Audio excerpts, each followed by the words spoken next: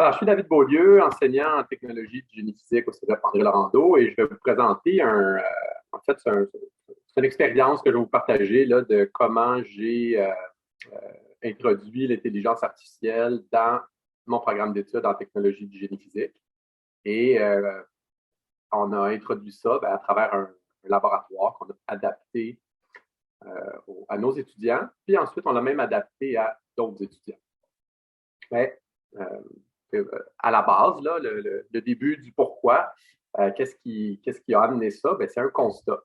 Donc, ça commence avec un constat sur l'intelligence artificielle, sur le fait que non seulement mes étudiants sont confrontés ou font face à l'intelligence artificielle dans leur vie, dans leur quotidien, ne serait-ce qu'à chaque fois qu'ils prennent leur téléphone cellulaire, qu'ils allument l'ordinateur, et que cette présence-là de l'intelligence artificielle va croître de façon exponentielle, mais non seulement dans leur vie privée, mais aussi dans leur vie professionnelle. Et ça, c'est l'aspect qui est moins présent ou qu'eux voient moins ou qui se rendent moins compte.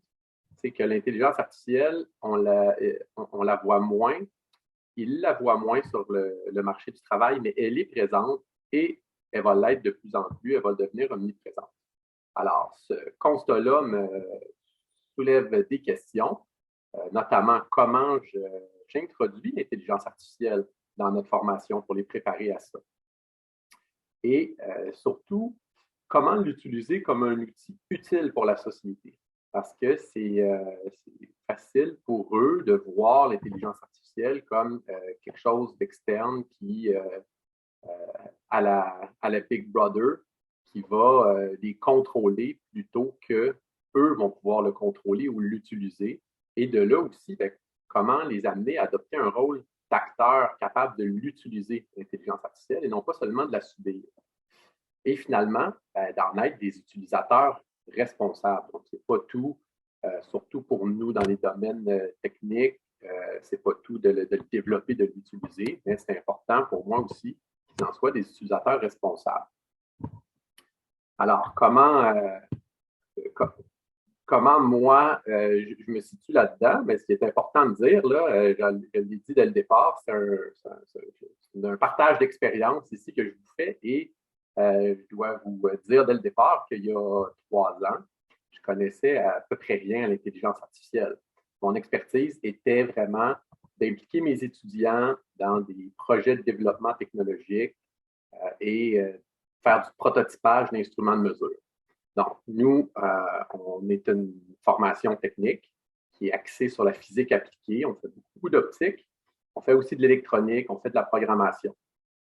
Et bon, technique de génie physique, notre spécialité, c'est de prendre des mesures physiques, soit des mesures qui sont inusitées ou qui sont dans des contextes inusités, et de développer des prototypes d'instruments de mesure pour pouvoir prendre ces mesures-là.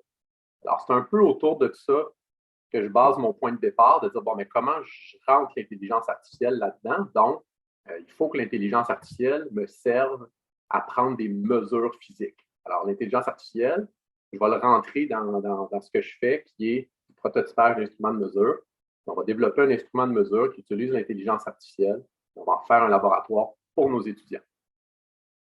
Comment on rentre ça, l'intelligence artificielle, dans notre programme? Ben, au départ, on se dit, on va faire de la vision binoculaire parce qu'on fait déjà beaucoup de vision dans le programme, donc c'est des compétences que les étudiants touchent déjà, mais là, ce qu'on va amener de nouveau, ça va être la vision stéréoscopique. On va combiner les images de 2 caméras ensemble pour en faire de la vision en 3D, ce qu'on ne faisait pas. Et aussi, on va faire de la reconnaissance visuelle qu'on faisait de façon très, disons, embryonnaire, là, où est-ce qu'on faisait de la reconnaissance de formes simples comme des cercles, par exemple, de différentes dimensions. On arrivait à identifier des grandeurs de cercles en fonction d'une distance préétablie qu'on devait connaître. On touchait un peu à ça, mais là, on va aller dans vraiment de la vraie reconnaissance d'objets. Puis on va combiner ça ensemble pour mesurer la distance entre 2 objets, parce que du moment qu'on a créé une image en 3 dimensions, on a identifié chacun des objets dans l'image, on peut les positionner dans l'espace et de là, mesurer la distance entre ces objets-là. Il a donc fallu, puis là, je fais juste un sommaire parce que je pense que ce n'est pas tout ce travail-là qu'on va faire ici, mais je vous montre là quelques compétences. Ce qui était important pour nous, c'était d'adapter ces compétences-là au niveau de nos étudiants collégiaux. Donc, c'est sûr que nos étudiants ne deviendront pas des programmeurs de réseaux de neurones, pas du tout, mais par contre, si on s'y attarde bien, dans les compétences qui sont pertinentes à faire un tel instrument, on peut les adapter où il y a des éléments qui sont à la hauteur de nos étudiants, de nos futurs technologues. Par exemple, on doit faire de la vision 3D par ordinateur. Nos étudiants ne sont pas des programmeurs. Par contre, ils peuvent calibrer des caméras. Et calibrer des caméras stéréoscopiques, ce n'est pas banal. Et ça, ils peuvent développer cette expertise-là, on leur a fait faire. On a besoin de faire de la reconnaissance visuelle. Bon. Nous, on fait de la programmation en technologie de génie physique, mais on n'abordait pas le langage Python. Donc, on était encore en C++, puis bon, de la Vue, on fait. Et là, comme le Python est vraiment le langage qui est le plus répandu dans le milieu de l'intelligence artificielle et qui est un langage qui est aussi très facile à apprendre, on s'est dit on va commencer à introduire des notions de Python. Pas des choses compliquées, mais au moins qui puissent collaborer au code, qui puissent appeler des fonctions ou appeler des librairies, donc qui aient des bases en Python pour être capable de travailler sans qu'ils soient eux-mêmes des concepteurs, les programmeurs. Il faut faire de l'apprentissage machine pour que notre machine puisse reconnaître puis détecter. Bon, ils ne vont pas encore là programmer des réseaux de neurones. Par contre, ils peuvent fabriquer une banque d'images. Bon, ainsi de suite, la profondeur du champ visuel, c'est important de la déterminer. Eux, de leur côté, les technologues, ça peut être eux qui fabriquent, qui assemblent des caméras stéréoscopiques, qui sont capables de déterminer même à la limite la distance entre les lentilles, des choses comme ça. Ils devaient aussi se familiariser avec du nouveau matériel informatique parce que là, ça impliquait des cartes de calcul beaucoup plus puissantes que ce avec quoi ils travaillaient. Et des fois, ce n'est pas nécessairement juste dans un ordinateur, mais ça peut être des cartes de calcul embarquées sur un appareil. Donc, on voulait qu'ils connaissent ce nouveau matériel-là. Alors, c'est comme ça qu'on a pris les compétences, puis qu'on a regardé comment on peut les adapter au niveau de nos étudiants, des futurs technologues en génie physique. Maintenant, comment utiliser l'intelligence artificielle pour la société, pour le bien-être de la société? Bien là, ça devient les applications qu'on en fait. Alors, je parlais tantôt d'identifier des objets, créer des images en 3 dimensions, puis mesurer des distances. Alors ici, on avait 2 cas d'application qui étaient soit pour la sécurité routière, pour mesurer la distance réglementaire entre un automobile et un vélo lors des dépassements. Alors, il faut que l'appareil soit en mesure de reconnaître déjà l'objet automobile et l'objet vélo et qu'il soit capable de créer une scène en 3 dimensions, identifier les différents objets, puis de là, mesurer la différence entre les objets. La même chose dans le cas de la distanciation physique en contexte de pandémie. Dans ce cas-là, les 2 objets à reconnaître sont des humains. Alors, c'était 2 situations qui étaient vécues dans le présent des étudiants, qui étaient importants pour eux et auxquels ils voyaient qu'ils pouvaient appliquer l'intelligence artificielle pour contribuer à la solution. Maintenant, comment on le fait passer du rôle de spectateur au rôle d'acteur, de celui qui vraiment est derrière l'intelligence artificielle? Bien là, on partait de prototypes qu'on avait développés où on avait des caméras stéréoscopiques, on déterminait la profondeur, puis bon, là, on voit une scène directe où est-ce que sur l'écran géant d'un camion, les gens peuvent se voir en temps réel. Donc, il y a des gens qui sont les spectateurs, qui sont à la limite les victimes de l'intelligence artificielle, et il y a les gens qui sont derrière, qui, eux, vont le développer, qui vont l'installer. Ben, c'est d'amener les étudiants à voir qu'ils peuvent être ceux qui sont derrière l'intelligence artificielle et que ça peut être grâce à eux qu'on l'utilise et qu'on l'utilise pour une bonne cause. Alors, il a fallu créer des activités d'apprentissage qui étaient basées sur cette technologie-là puis sur ces cas d'application réels-là. On a mis en place un laboratoire qui utilisait une version miniature de cet instrument-là et évidemment qui utilisait aussi des objets plus miniatures que des vraies voitures, des vrais vélos. Donc, développer vraiment un laboratoire qui reproduisait la technologie, qui leur permettait de l'utiliser et de reproduire autant que possible le contexte réel d'utilisation. Puis là, ben, pour pouvoir le faire en classe, dans une salle de laboratoire, c'était de l'adapter à la grandeur d'une table avec des figurines, des petites voitures et une version réduite de l'appareil de détection. Et leur faire vraiment passer à travers toutes les étapes de calibration des caméras stéréoscopiques, vraiment générer la carte de disparité, la carte de profondeur, mesurer la profondeur de chaque objet, identifier, reconnaître les objets, puis finalement mesurer la distance entre chacun des objets, puis valider ça avec évidemment un instrument de mesure classique pour valider la mesure de leur instrument. On voulait aussi s'assurer qu'ils soient des utilisateurs responsables d'intelligence artificielle. Alors là, en collaboration avec deux enseignants de philosophie du Cégep André Laurando, qui sont Frédéric Bruno et Andréane Sabourin-Laflamme, qui, eux, travaillent justement sur l'éthique du numérique et notamment de l'intelligence artificielle. Bien, on a fait avec eux un petit atelier où est-ce que, suite à ce laboratoire-là, ils viennent faire une discussion éthique qui est basée sur des cas réels auxquels on a été confrontés, nous, les professeurs qui avons développé ça, avec des partenaires commerciaux. Des fois, il y a des choses qui nous ont été demandées. Donc, on a amené ça aux étudiants sans nécessairement divulguer qui était quoi, pour leur permettre de réfléchir, de se poser des questions, puis de se positionner sur jusqu'où ils sont prêts à aller, eux, dans l'utilisation de ces technologies-là.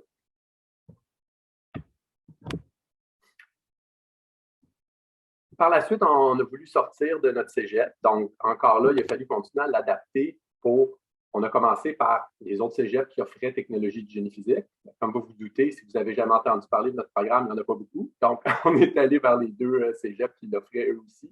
Puis ensuite, vers d'autres cégeps, des programmes techniques notamment. Et même, on l'a adapté pour les écoles secondaires. Donc, ça nous a amené à faire... nous, on faisait un long laboratoire qui, sur 2 journées différentes, qui prenait 8 heures en tout. Mais on a adapté des versions de 4 heures, de 2 heures pour des programmes qui n'ont pas nécessairement les mêmes visées que notre programme, puis même une version de 1 heure pour les élèves dans les écoles secondaires, dans les cours de sciences, étant donné que les périodes durent 1 heure, on en a une période où on ne fait pas la stéréoscopie, on ne fait pas la calibration, mais ils peuvent quand même utiliser, ils vont quand même aller jouer un petit peu dans le code, envoyer des commandes pour choisir les différents types d'objets qu'ils veulent identifier et qu'ils veulent mesurer. Alors, on leur permet de passer à travers ça. Et on a développé une vidéo explicative pour permettre autant aux enseignants, aux élèves, de comprendre qu'est-ce que c'était cet atelier-là, du moins. Je vais vous donner un petit aperçu rapidement là, sur vidéo de c'est quoi le laboratoire. Là, je vous en parle, mais c'est peut-être pas évident à visualiser. Alors, je vais vous demander juste de me confirmer si le son se rend. L'intelligence artificielle, c'est apprendre à une machine à prendre une décision intelligente avec une information limitée. Un étudiant qui aura eu l'opportunité de faire cet atelier-là va vraiment avoir pu toucher à une technologie que d'habitude on ne voit pas avoir à l'université. Moi, je ne connaissais vraiment pas ce sujet, mais c'était vraiment nice. L'artificiel est déjà omniprésente dans nos vies. On a donc monté un laboratoire clé en main qu'on est prêt à déployer pour une séance d'une journée ou d'un cours dans n'importe quelle école secondaire du Québec, dans n'importe quel sujet.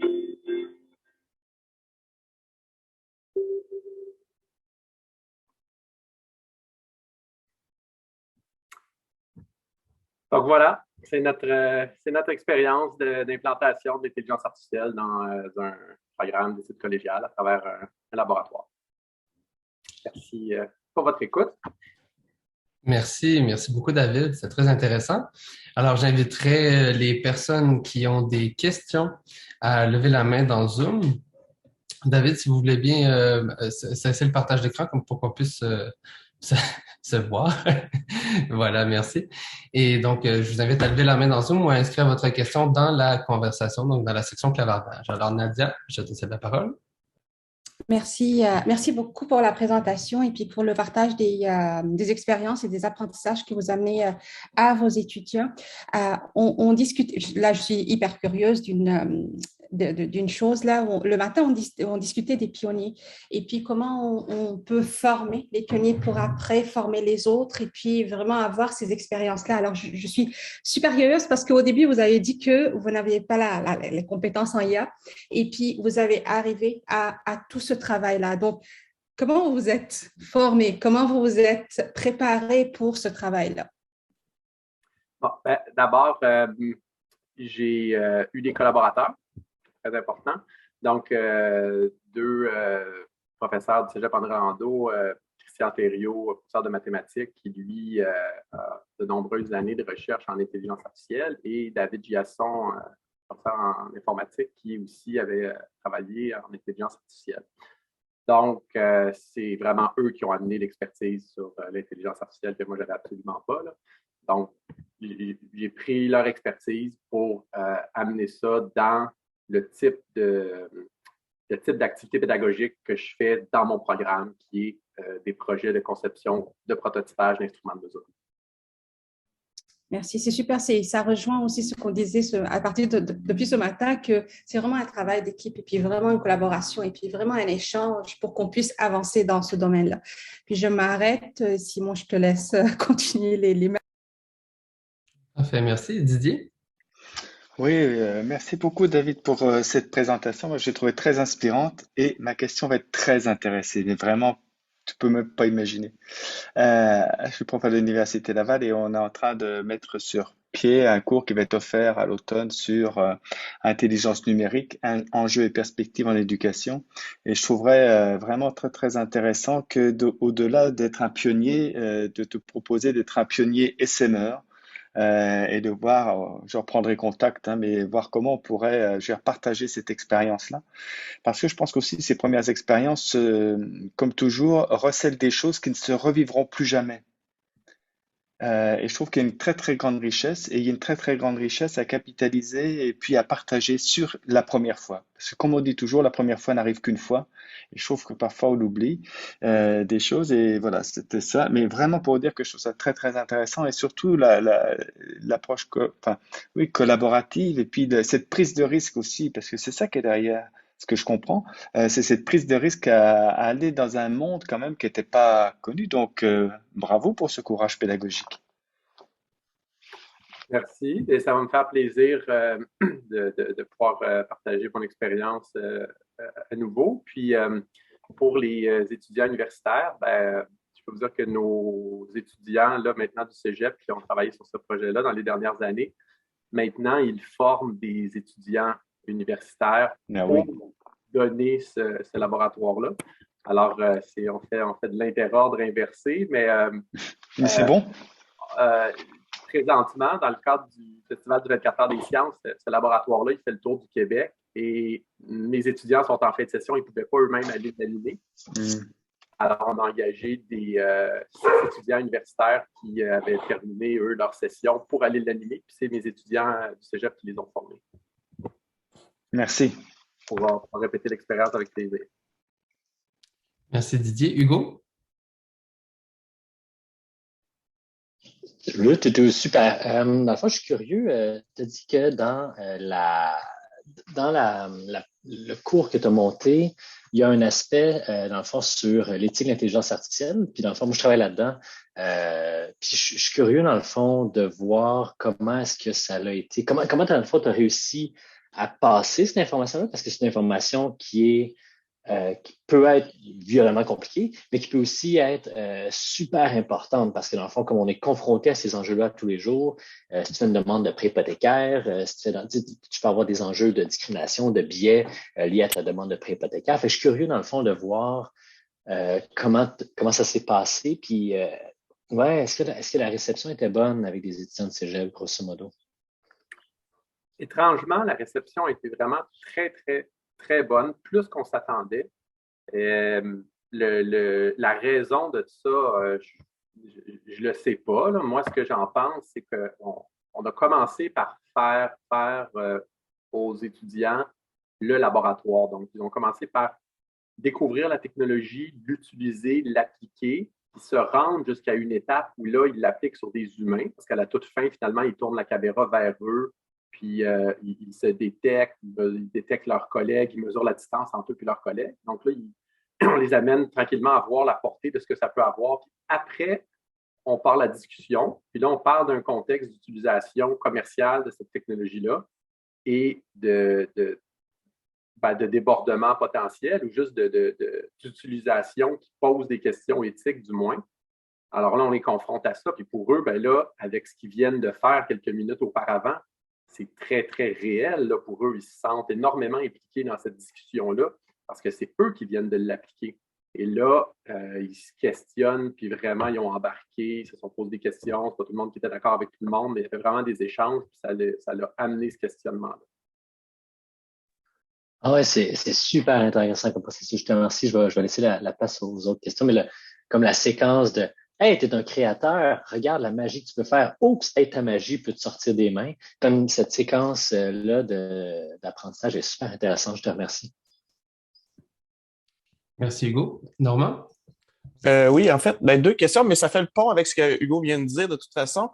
Tu t'as nommé que les étudiants, clairement, ils n'étaient peut-être pas si familiers à l'intelligence artificielle au début, hein, donc c'est-à-dire qu'on l'utilise partout, mais on ne sait pas qu'il y en a partout. Je me demandais, est-ce que le cours a été donné plusieurs fois? Est-ce que tu vois le changement dans le temps? Est-ce que les étudiants sont de plus en plus conscients de ça ou c'est à peu près où ça stagne, puis on est toujours comme un peu naïf par rapport au fait qu'il y a de l'IA partout autour de nous? Et deuxièmement, à la suite des ateliers et de la formation, là, tu l'as nommé un peu, mais est-ce que tu vois vraiment des gens qui veulent aller vers vers l'IA ou des choses plus avancées en se disant OK, là, j'ai découvert de quoi que je pensais pas, je veux m'informer. Y a-t-il une suite à ce programme-là? Y a-t-il un autre programme où je peux aller? Y a-t-il cet engouement-là un peu de je viens de découvrir de quoi que je pensais pas qu'il existait dans mon domaine, vers où je m'en vais avec ça, en fait. Donc, peut-être, est-ce qu'ils sont toujours aussi naïfs en arrivant, entre guillemets, là, naïf étant du côté positif qu'on en a partout et on ne sait pas, puis à la sortie, est-ce qu'on voit une différence? OK, il y a comme deux volets à ça. Là. La portion, est-ce qu'ils ont la même naïveté qu'au début? Là, le début, déjà, ça fait pas très longtemps, c'est 2020. Donc, ça fait tout juste 2 ans qu'on a sorti ça. Mais effectivement, déjà, il y a une différence. Puis c'est un peu implicite parce que comme on a développé ça dans notre cégep, eh bien, les étudiants l'ont vu, ils l'ont vu à la télé, ça a été quand même pas mal médiatisé, donc c'est moins une surprise. Alors que la première cohorte, ils ont été vraiment, eux, ça sortait de nulle part, puis ils n'en revenaient pas, qui étaient eux-mêmes, pendant que la technologie se développait, qui étaient déjà en train de l'utiliser en laboratoire. Fait que c'est sûr que cet impact-là, on ne peut pas le réavoir la deuxième puis la troisième fois parce que là, ben oui, elle est développée, puis en plus, ça a été connu puis diffusé. Puis pour le deuxième volet, l'intérêt, ben oui, définitivement, c'est sûr qu'il y a l'intelligence artificielle, c'est un sujet qui intéresse vraiment beaucoup les jeunes, mais qui n'ont pas nécessairement, ils ne savent pas nécessairement où se diriger pour y toucher ou pour en savoir plus. Donc, d'apprendre que là, dans leur programme, on en fait, puis même ça attire même des étudiants dans notre programme. Et après, ils posent des questions, ils veulent se diriger dans ce domaine-là. C'est sûr que ça génère beaucoup d'intérêt parce que ça rend ça un peu plus tangible. Ils découvrent qu'eux peuvent être des acteurs, justement, ce qui était un des objectifs. Donc, je peux y faire quelque chose. Parfait, où je dois aller pour faire quelque chose.